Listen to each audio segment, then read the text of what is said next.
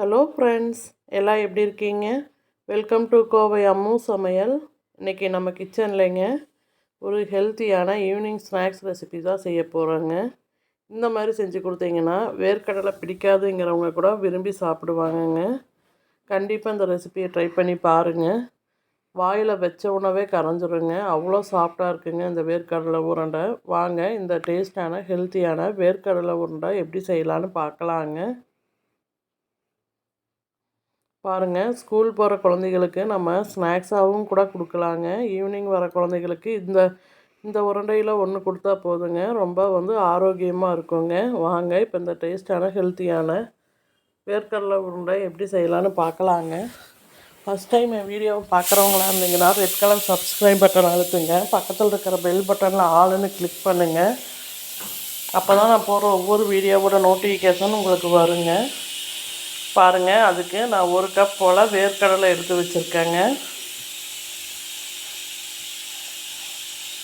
இந்த வேர்க்கடலையை இப்போ பேனில் சேர்த்துக்கலாங்க. பேனில் சேர்த்துட்டு ஒரு நிமிஷம் நான் ஏற்கனவே இது வறுத்த வேர்க்கடலை தாங்க, இருந்தாலும் லைட்டாக சூடு பண்ணிக்கலாங்க.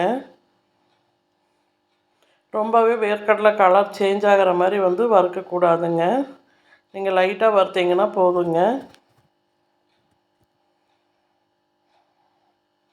அடுப்பு மீடியம் ஃப்ளேம்லேயே வச்சுட்டு 1 நிமிஷம் கிட்ட இந்த வேர்க்கடலையில் நல்லா வறுத்து எடுத்துக்கலாங்க.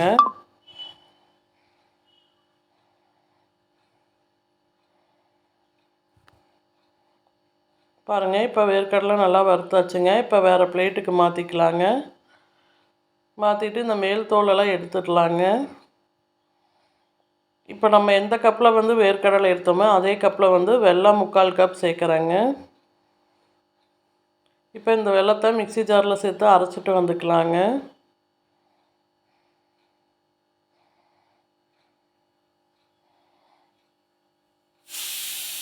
பாருங்கள், நல்லா நைஸாக அரைச்சிட்டு வந்துக்கலாங்க, கட்டி இல்லாமல். பாருங்கள், வெல்லத்தை நல்லாவே அரைச்சிட்டு வந்தாச்சுங்க. இப்போ வேறு பாத்திரத்தில் மாற்றிக்கலாங்க.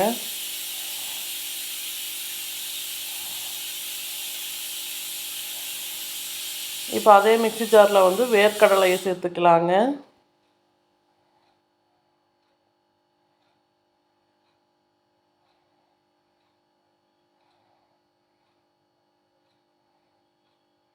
இப்போ வேர்க்கடலையை சேர்த்தாச்சுங்க. கொரகொரப்பாக அரைச்சிட்டு வந்துக்கலாங்க. பாருங்கள், இந்த மாதிரி தரன்னு இருந்தால் போதுங்க. ரொம்ப நைஸாகவும் வேண்டாங்க, ரொம்ப கொரகொரப்பாக அரைச்சிட்டு வந்தீங்கன்னா போதுங்க. இப்போ இந்த வெல்லத்தை வெல்லத்துலேயே போட்டு வேர்க்கடலை பவுடரை சேர்த்துக்கலாங்க. சேர்த்துட்டு ஃபஸ்ட்டு கையில் நல்லா மிக்ஸ் பண்ணி விடலாங்க. வேர்க்கடலை மாவும் வெல்லத்தையும் நல்லா மிக்ஸ் பண்ணி விட்டுக்கலாங்க. இந்த மாதிரி மிக்ஸ் பண்ணும்போது நீங்கள் உங்கள் கையை நல்லா ஈரம் இல்லாமல் நல்லா கையை தொடச்சிட்டு மிக்ஸ் பண்ணுங்கள். ஏன்னா இந்த மாதிரி செய்யும்போது தான் இந்த ஸ்நாக்ஸ் பார்த்திங்கன்னா 1 வாரம் நாள் நம்ம வச்சு சாப்பிட்றதுக்கு நல்லா இருக்குங்க. இப்போ பாருங்கள், அதை மறுபடியும் அந்த வேர்க்கடலை மாவையும் வெல்லத்தையும் மிக்ஸி ஜாரில் சேர்த்துட்டு ஒரே ஒரு சுற்றிட்டு வந்துக்கலாங்க.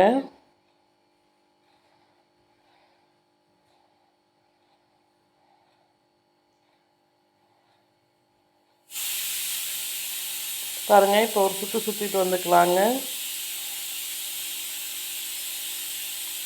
பாருங்கள், அரைச்ச பவுடரை இப்போ மறுபடியும் பவுலில் மாற்றிக்கலாங்க.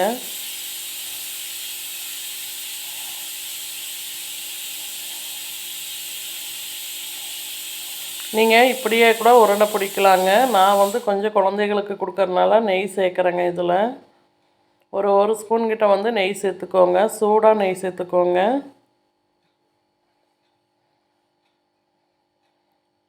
இப்போ சூடான நெய் 1 ஸ்பூன் கிட்ட சேர்த்துக்கலாங்க.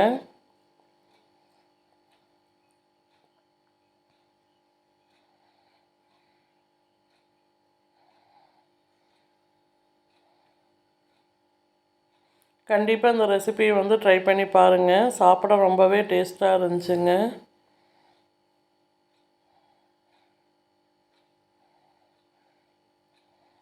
இப்போ நெய் சேர்த்தாச்சுங்க, நல்லா கலந்து விட்டுக்கலாங்க.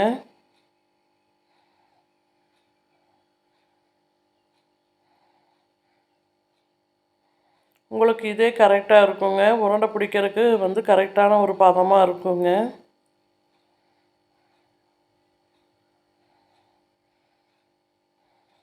பாருங்கள், இப்போ உருண்டை பிடிச்சி பார்க்கலாங்க. நான் இன்றைக்கி சின்ன சின்ன உருண்டையாக தான் பிடிக்கிறேங்க. உங்களுக்கு எந்த அளவுக்கு சைஸ் வேணுமோ அந்தளவுக்கு உருண்டை பிடிச்சிக்கோங்க.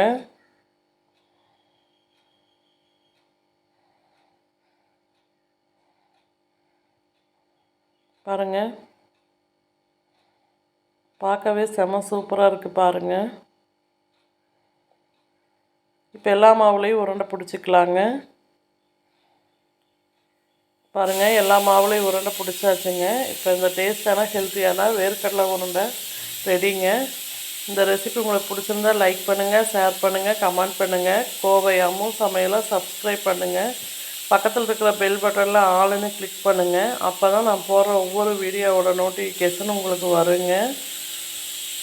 தொடர்ந்து சப்போர்ட் பண்ணிட்டு வர எல்லாத்துக்கும் ரொம்ப ரொம்ப நன்றிங்க. Thank you all.